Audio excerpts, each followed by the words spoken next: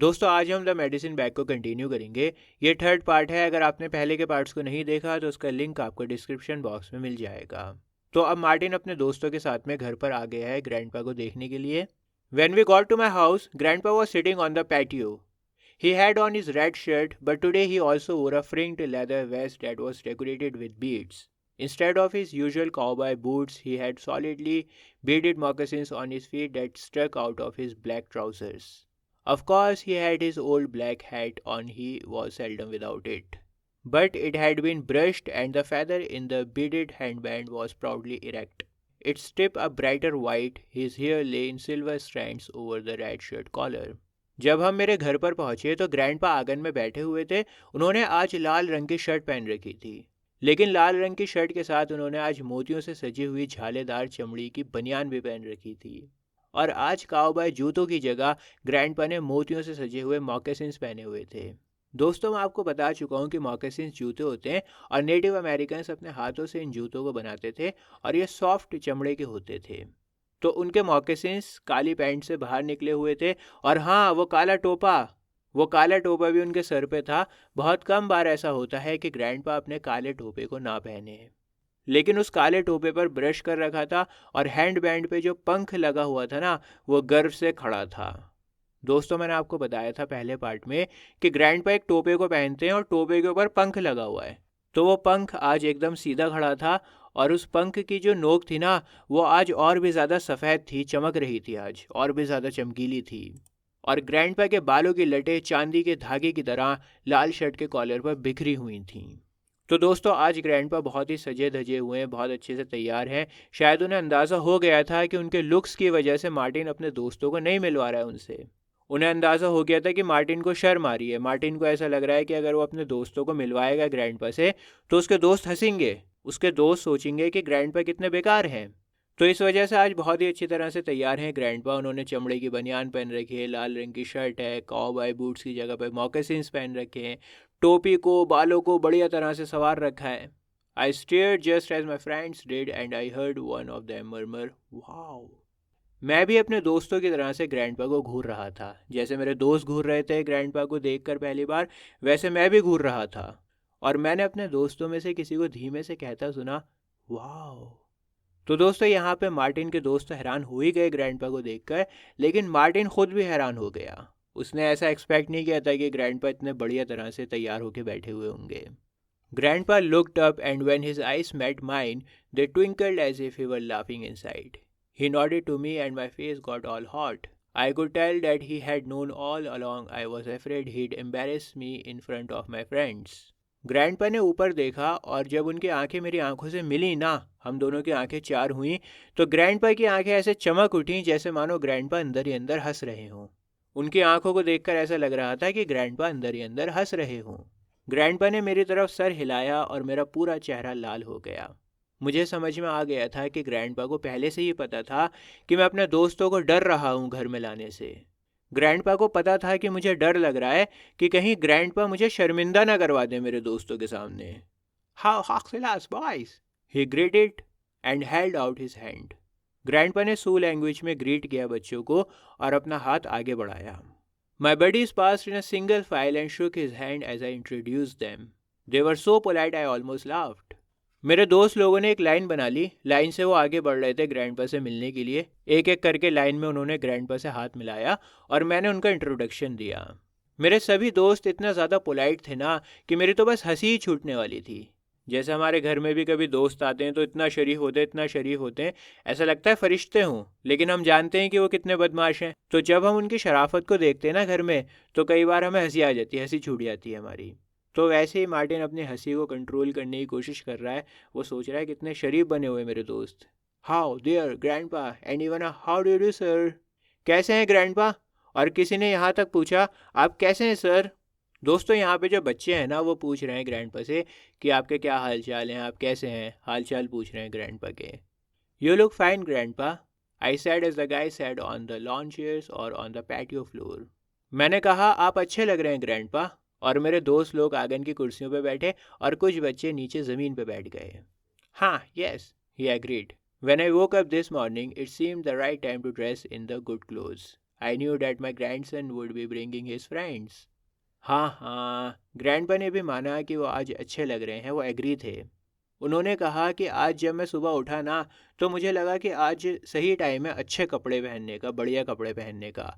मैं जानता था कि आज मेरा पोता अपने दोस्तों को घर पे लेकर आएगा।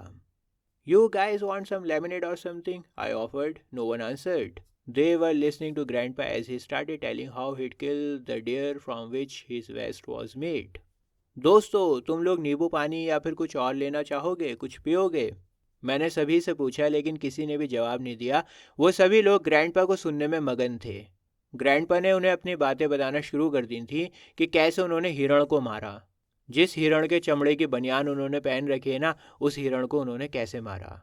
तो यहाँ पे मार्टिन को कम्प्लीटली इग्नोर कर दिया गया है। बच्चे बहुत ध्यान से ग्रैंडपा को सुन रहे हैं और ग्रैंडपा उन्हें बता रहे हैं कि आज जो चमड़े का बनियान मैंने पहन रखी है, ये हिरण मैंने ही मारा था, और कैसे हिरण को मारा ये बता रहे हैं। तो बहुत ही एडवेंचरस कहानियाँ चल रही हैं और बच्चों का पूरा ध्यान ग्रैंडपा की कहानियों पर है। Grandpa did most of the talking while my friends were there. I was so proud of him and amazed at how respectfully quiet my buddies were. Mom had to chase them home at supper time. As they left, they shook Grandpa's hand again and said to me. जब मेरे दोस्त घर पे थे ना, तो ज़्यादातर grandpa ने ही बात करी। वो सब ग्रैंडपा को ही सुन रहे थे और मैं बहुत ज़्यादा प्राउड था अपने ग्रैंडपा के ऊपर। और मुझे इस बात की भी हैरानी हो रही थी कि मेरे दोस्त कितनी ज़्यादा इज्जत कर रहे हैं ग्रैंडपा की, और एकदम चुपचाप बैठे हुए, कोई शोर नहीं कर रहे।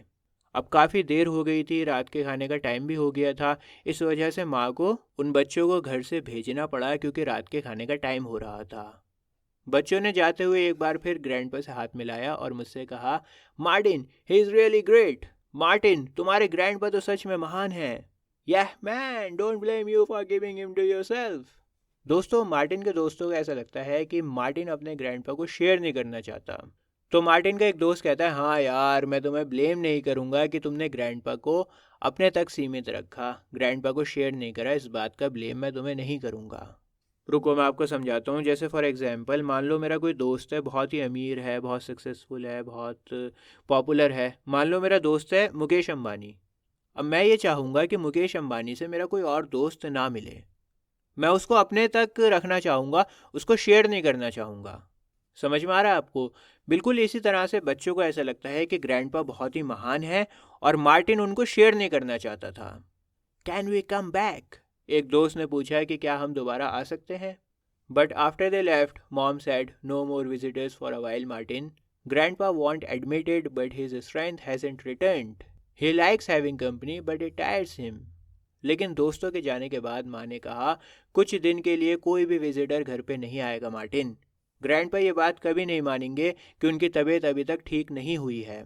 वो कभी नहीं कहेंगे कि मेरी तबीयत अभी ठीक नहीं है। ग्रैंडपा अभी भी कमज़ोर है बेटा। ग्रैंडपा को लोगों से मिलना अच्छा तो लगता है, कंपनी अच्छी तो लगती है लोगों की, लेकिन लोगों से मिलने की वजह से ना वो थक जाते हैं। तो बेटा, कुछ दिनों तक कोई भी नहीं आएगा ग्रैंडपा से मिलने के लिए। That evening, Grandpa called me to his room before he went to sleep. Tomorrow, he said, when you come home, it will be time to give you the medicine bag.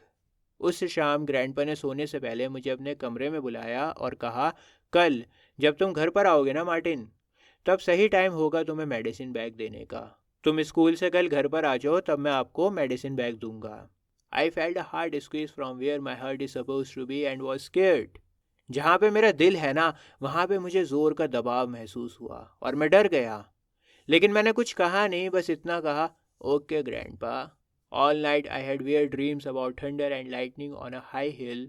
From a distance I heard the slow beat of a drum. When I woke up in the morning, I felt as if I hadn't slept at all.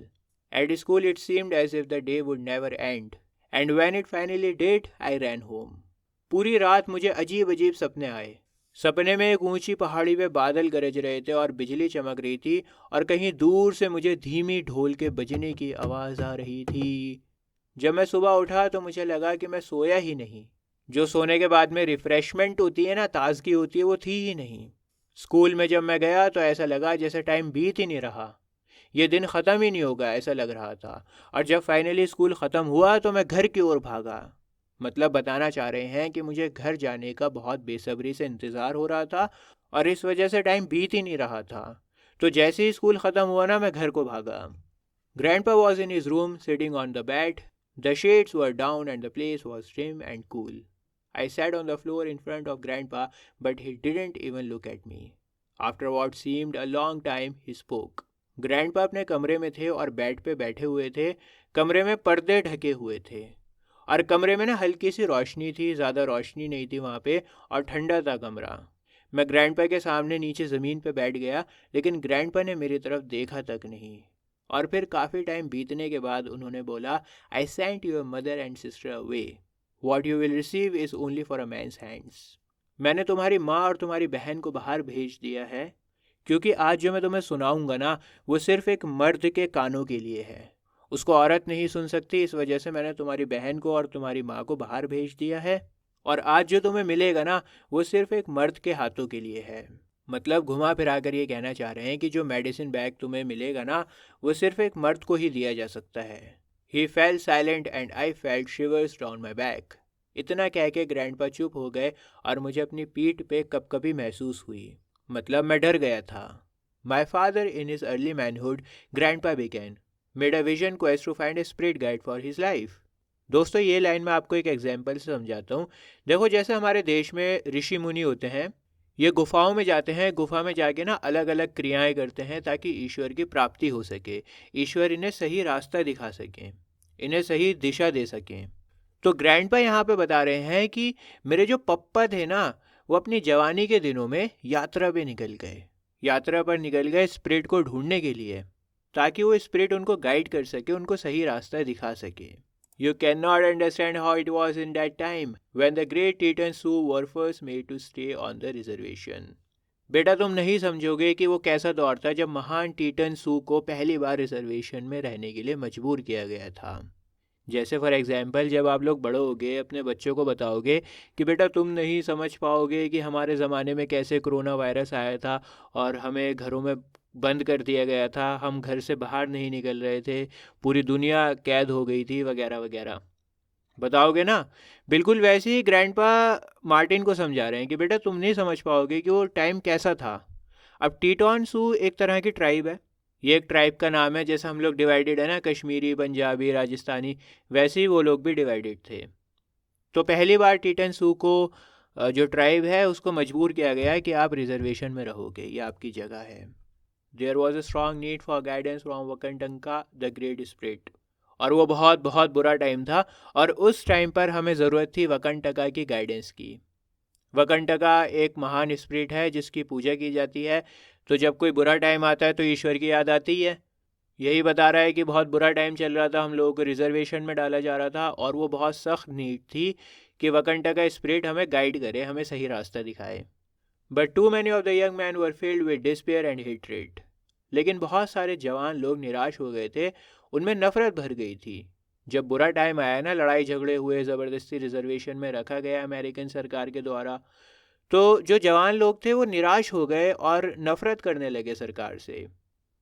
उन्हें लगने लगा कि अब हमारा कुछ नहीं होगा, हम लोग बर्बाद हो चुके हैं। They thought it was hopeless to search for a vision when the glorious life was gone and only the hated confines of a reservation lay ahead. उन जवान लोगों को लगता था कि अब कोई भी यात्रा करना, स्पिरिट को ढूंढना, गाइडेंस लेना सब बेकार है, अब कोई उम्मीद नहीं बची, अच्छे दिन जा चुके हैं। बिल्कुल निराश हो गए, उनको कोई उम्मीद नहीं थी। अब सिर्फ ये नफरत से भरी रिजर्वेशन की बाउंड्रीज ही बची थी, अब हमारा कुछ नहीं हो सकता। सभी लोग ये मानने लगे कि हम बर्बाद हो चुके हैं। But my father held to the old ways. लेकिन मेरे पप्पा पुराने तरीकों पर अड़े रहे। वो गए यात्रा पे, वो गए स्पिरिट को ढूंढने के लिए, गाइडेंस के लिए। सभी लोगों का मानना था कि हम लोग बर्बाद हो चुके हैं, हमारा कुछ नहीं हो सकता, लेकिन इनके पप्पा अड़े रहे पुराने तरीकों पर, और वो अकेले गए यात्रा पे। He carefully prepared for his quest with a purifying sweat bath and then he went alone to a high butte top to fast and pray. पप्पा ने बहुत ध्यान से अपनी यात्रा की प्रिपरेशन करी। सबसे पहले उन्होंने करी स्वेट बाथ। मैं आपको बताऊं स्वेट बाथ में क्या होता है। गर्मी में बैठा जाता है खूब, ताकि खूब सारा ना पसीना आए, और इतना पसीना आए कि इंसान नहा जाए उस पसीने में। और ऐसा माना जाता है कि स्वेट बाथ से जो बॉडी होती है ना, वो प्यूरिफाई होती है, बॉडी की जितनी भी गंदगी होती है वो सब निकल जाती है, डिटॉक्सीफाई हो जाती है। तो पहले पप्पा ने क्या करा, स्वेट बाथ करी, और फिर वो अकेले एक ऊंची पहाड़ी पे चले गए फास्ट करने के लिए और प्रे करने के लिए। फास्ट का मतलब जो उपवास होता है, रोज़ा होता है, जिसमें कुछ खाया पिया नहीं जाता। After 3 days, he received his sacred dream, in which he found, after long searching, the white man's iron. He did not understand his vision of finding something belonging to the white people, for in that time they were the enemy. 3 दिन के बाद पप्पा को पवित्र सपना आया, और उस सपने में उन्होंने देखा कि वो बहुत ज़्यादा खोज कर रहे हैं, ढूंढ रहे हैं, और ढूंढते ढूंढते उन्हें एक सफ़ेद आदमी का लोहा मिला। अब पप्पा के समझ में नहीं आया कि ये सफ़ेद आदमी की चीज़ क्यों मिली है मुझे, क्योंकि सफ़ेद लोग तो उनके दुश्मन थे उस टाइम पर। सफ़ेद लोगों ने तो रिजर्वेशन में डाला था ना, दुश्मन थे, तो भला क्यों सफ़ेद आदमी का लोहा मिला, सफ़ेद आदमी का सामान मिला सपने में। ये बात पप्पा के समझ में नहीं आई।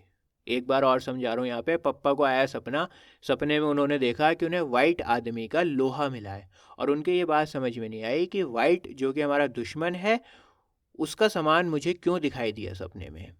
When he came down from the butte to cleanse himself at the stream below, he found the remains of a campfire and the broken shell of an iron kettle. पहाड़ी के नीचे छोटी सी नदी थी, तो जब पप्पा पहाड़ी के नीचे आए अपने आप को साफ करने के लिए, वो नीचे आए थे नदी में साफ सफाई के लिए, धोने के लिए, तो वहाँ पहाड़ी के नीचे उन्हें राख हुई लकड़ी मिली। लकड़ी को जला रखा था, राख थी वो लकड़ी, और टूटा हुआ आयरन कैटल मिला वहाँ पे। This was a sign which reinforced his dream. He took a piece of the iron for his medicine bag, which he had made of elk skin years before to prepare for his quest. दोस्तों, पप्पा को जब iron cattle मिली ना, तो उनका ध्यान एकदम अपने सपने पर गया। उन्हें एकदम से याद आया कि मैंने सपना देखा था लोहे का। तो उन्होंने क्या करा, लोहे का एक टुकड़ा ले लिया अपने मेडिसिन बैग के लिए। मेडिसिन बैग को पप्पा ने बनाया था हिरण की खाल से सालों पहले, और इस मेडिसिन बैग को बनाया गया था यात्रा की तैयारी के लिए। दोस्तों, एल्क एक तरह की हिरण की प्रजाति होती है। तो आपको यहाँ तक समझ में आ रहा है? बहुत इंपॉर्टेंट है यार, एक बार और सुनो इसको ध्यान से। देखो, ग्रैंडपा के पप्पा को सपना आया, उन्होंने सपने में देखा वाइट मैन का लोहा। अब उनके समझ में नहीं आया कि सपने में मुझे लोहा क्यों दिखाई दे रहा है, वो भी वाइट मैन का। वाइट मैन तो हमारे दुश्मन है। लेकिन फिर जब वो सफाई के लिए नीचे आए नदी में, तो वहाँ पर उन्हें टूटा हुआ आयरन कैटल पड़ा हुआ मिला, और वहाँ से उन्होंने एक लोहे का टुकड़ा अपने मेडिसिन बैग में डाल दिया, क्योंकि उन्हें लोहे का सपना आया था। और मेडिसिन बैग को उन्होंने हिरण की खाल से बनाया था। याद रहेगी ना इतनी बात? पक्का याद रहेगी ना? चलो आगे बढ़ो। He return to his village where he told his dream to the wise old man of the tribe. They gave him the name of Iron Shell, but neither did they understand the meaning of the dream. This first Iron Shell kept the piece of iron with him at all times and believed it gave him protection from the evils of those unhappy days. फिर पप्पा गांव वापस लौट कर आए, और उन्होंने गांव के बुद्धिमान बुजुर्गों को अपने सपने के बारे में बताया कि मुझे ऐसे ऐसे सपने में लोहा दिखाई दिया, और एक वाइट मैन का लोहा था। सब कुछ बताया गांव के बुजुर्गों को, और इस तरह से गांव के बुजुर्गों ने पप्पा को आयरन शैल का नाम दिया। लेकिन वो गांव के बुजुर्ग भी उस सपने का मतलब नहीं समझ पाए। उन्हें भी नहीं समझ में आ रहा था कि इस सपने का क्या मतलब होगा, और वो पहला आयरन शैल हमेशा उस लोहे के टुकड़े को अपने साथ में रखता। पहला आयरन शैल मतलब जो ग्रैंडपा के पप्पा थे, वो पहले आयरन शैल हुए ना, क्योंकि सबसे पहले उन्हें आयरन शैल का नाम दिया गया था गांव वालों के द्वारा। तो जो ग्रैंडपा के पप्पा थे, उन्होंने उस लोहे के टुकड़े को हमेशा अपने पास में संभाल के रखा, और उनका मानना था कि ये लोहे का टुकड़ा उन्हें प्रोटेक्ट करता है उन बुरे दिनों की बुराइयों से बचाता है लोहे का टुकड़ा। Then a terrible thing happened to Iron Shell. He and several other young men were taken from their homes by the soldier and sent far away to a white man's boarding school. लेकिन फिर कुछ बहुत ही भयानक होता है iron shell के साथ। Iron shell और उनके साथ में बहुत सारे नौजवानों को सोल्जर्स ने घरों से उठा लिया, और उन सभी को बहुत बहुत दूर एक वाइट मैन के बोर्डिंग स्कूल में भेज दिया गया। दोस्तों, ये लोग आदिवासी हैं ना, तो इन लोगों को पढ़ाई लिखाई से तो कोई मतलब नहीं है। मैंने आपको कहानी की शुरुआत में भी बताया था कि वाइट अमेरिकन्स का ऐसा मानना है कि ये जो लोग हैं ना, सू ट्राइब, ये जंगली लोग हैं, ये अनसिविलाइज्ड हैं। तो सरकार ये चाहती है कि ये लोग पढ़े लिखें, स्किल्स को एक्वायर करें, इनके अंदर कल्चर आए, वेल कल्चर्ड हों ये। तो इस वजह से सरकार ने क्या करा, ज़बरदस्ती इन लोगों को घरों से बाहर निकाला, और इन सभी को बोर्डिंग स्कूल में भेजा गया। उनमें से आयरन शैल भी थे। He was angry and lonesome for his parents and the young girl he had wed before he was taken away. At first, Iron Shell resisted the teacher's attempts to change him, and he did not try to learn. One day, it was his turn to work in the school's blacksmith shop. As he walked into the place, he knew that his medicine had brought him there to learn and work with the white man's iron. अब पप्पा बहुत गुस्से में थे, और अकेले भी थे, क्योंकि उनके माँ बाप और उनकी बीवी, जिससे वो थोड़े टाइम पहले ही ब्याहे थे, थोड़े टाइम पहले उनकी शादी हुई थी, तो माँ बाप भी छूट गए, बीवी भी छूट गई, बिल्कुल अकेले हो गए पप्पा, बड़ा गुस्से में हैं और फैमिली से बहुत दूर हो गए थे। पहले तो आयरन शैल ने कुछ भी नहीं सीखा, बिल्कुल मना कर दिया कि मैं कुछ ही नहीं सीखूंगा, इनकार कर दिया बिल्कुल। टीचर उन्हें पढ़ाते लेकिन वो पढ़ते ही नहीं। लेकिन फिर एक दिन क्या होता है, आयरन शैल की बारी आती है स्कूल के लोहार की दुकान पे काम करने की। जब आयरन शैल लोहार की दुकान पर गए तो जानते थे कि उनका मेडिसिन बैग ही उन्हें यहाँ पे लेकर आया है, ताकि वो लोहे का काम सीख सकें और वाइट मैन के लोहे से काम कर सकें। ठीक है दोस्तों, देखो स्कूल इस तरह का बनाया गया है जहाँ पे थ्योरी तो है ही और प्रैक्टिकल स्किल्स भी हैं। इस तरह की चीज़ें इन लोगों को सिखाई जा रही हैं ताकि इनमें स्किल्स आएँ, ये लोग काम कर सकें, पैसे कमा सकें और सोसाइटी के काम आ सकें। तो लोहार का काम सीखने के लिए ग्रैंडपा के पप्पा को बुलाया गया, जिन्हें आयरन शैल कहा जाता है। और जब उन्होंने देखा लोहे का काम होते हुए तो उनके समझ में आया कि अरे ये तो मैंने देखा था सपने में लोहा। तो अब उनके समझ में आया कि लोहा मैंने सपने में क्यों देखा था, क्योंकि एक दिन मुझे यहाँ पर आना था लोहे का काम सीखने के लिए। तो फाइनली ग्रैंडपा के पप्पा ने डिसाइड किया कि वो लोहार बनेंगे, लोहे का काम सीखेंगे। Iron Shell became a blacksmith and worked at the trade when he return to the reservation. All of his life he treasured the medicine bag. When he was old and I was a man, he gave it to me, for no one made the vision quest anymore.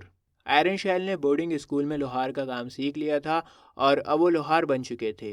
और जब वो वापस reservation में आए तो उन्होंने इस लोहार के काम को कंटिन्यू रखा।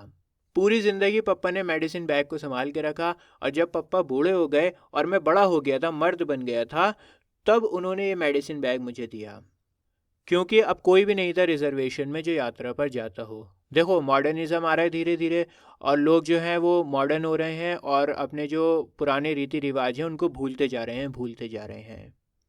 तो ये थी कहानी मेडिसिन बैग की। अब आगे क्या होगा ये मैं आपको 4th पार्ट में बताऊंगा। तो अभी आपकी स्क्रीन के ऊपर जो वीडियो आ रही है इसके ऊपर आप क्लिक करो। ये 4th पार्ट है, लास्ट पार्ट है। इस पार्ट में मैं ख़त्म कर दूंगा पूरी कहानी। मिलता हूँ आपसे किसी और वीडियो में। जय हिंद।